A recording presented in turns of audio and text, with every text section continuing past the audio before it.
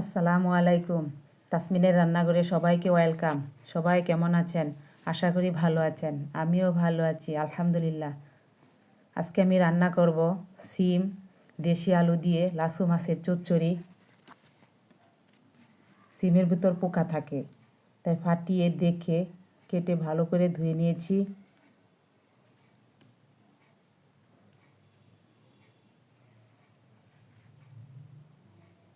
নিয়েছি কাঁচামরিচ ফালি, পেঁয়াজ কুচি, আলুগুলো চাক চাক করে কেটে নিয়েছি।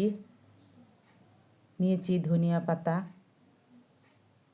নিয়েছি লাসু মাছ, নিয়েছি স্বাদমতো লবণ, মরিচের গুঁড়া, হলুদের গুঁড়া, ধনিয়ার গুঁড়া।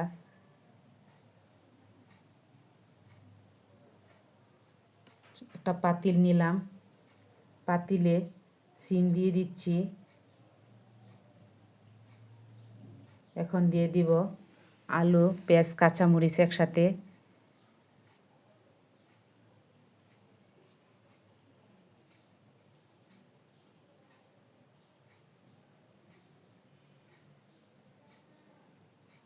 দিয়ে দিচ্ছি লাসু মাছ। এখন মশলার উপকরণগুলো দিয়ে দিব।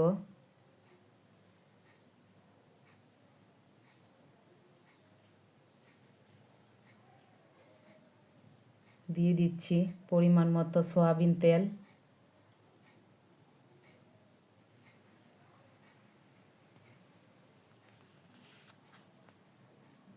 সবগুলো একবারে মাখিয়ে নিব।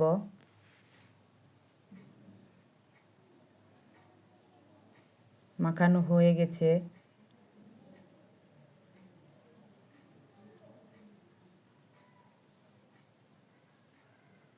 এখন উপরে ছড়িয়ে দিচ্ছি ধনিয়া পাতা,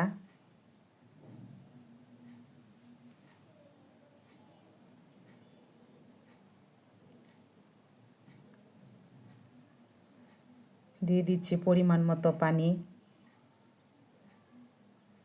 এভাবে তরকারি রান্না করলে খেতে খুবই অসাধারণ লাগে।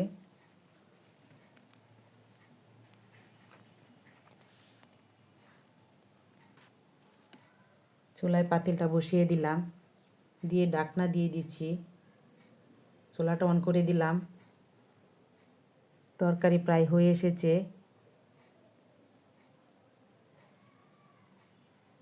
লবণটা একটু চেখে দেখে নেব ঠিক আছে নাকি।